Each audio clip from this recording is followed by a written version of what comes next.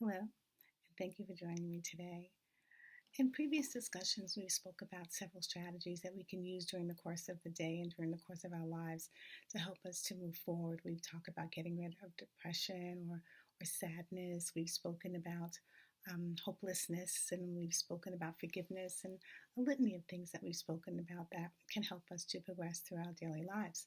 Well, and so one of the things that can impede our ability to move forward as we begin to heal can be guilt. Now we know that the enemy is the accuser of the brethren, and he's always reminding us of things that we've done, things that we shouldn't have done.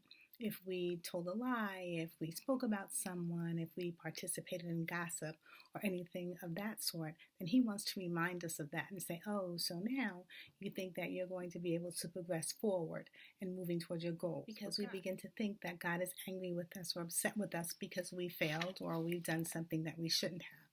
But what we need to remember is that Psalms 103 tells us that once we ask God for forgiveness, that he throws our sins as far as the east is from the west, and he remembers them no more. However, being human, we tend to think that maybe God doesn't forgive as quickly as he states he does, because we're not so often able to give so quickly.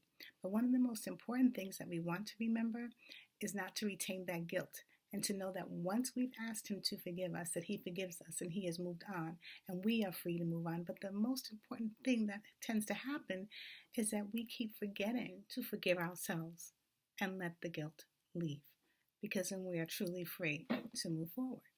So how do we do that? Because sometimes, again, if the accuser of the brethren continues to remind us, well, you shouldn't have done this or you shouldn't have done that, how do we then move on?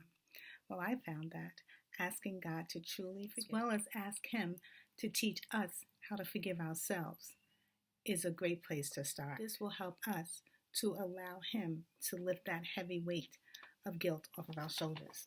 So best thing to do is to start to speak to him and to ask him. So we come before you, Father God, thanking you for another day. Lord, we ask for you to help us to learn how to forgive ourselves. We want to feel your love, Lord. We want to feel your support. And we want to receive your instruction and knowledge for us today so that we can accept your forgiveness and we can move forward. We will not turn around and relive a life of sin purposely, Father. So when we do, we even ask that you cover us with your blood and that you protect us and that you open our spiritual eyes so that we're able to see the tricks of the enemy that he presents us, and then present us, Lord, with strategies to counteract the same. We bless you and we love you, and most of all, we trust you. We ask for the presence of the Holy Spirit to come and to help us in the areas that we are weak and begin to strengthen us so that we become less fearful and stronger in you. And for those of us that are learning to trust you, we ask for increased faith to believe that you love and that you care for us and that we can trust you, Lord, above all others. And we pray these things in your Son Jesus' name, Lord God. And we also ask you to continue to bless us, to keep us, and to help us to understand more and more each day who you are. In Jesus' name we pray.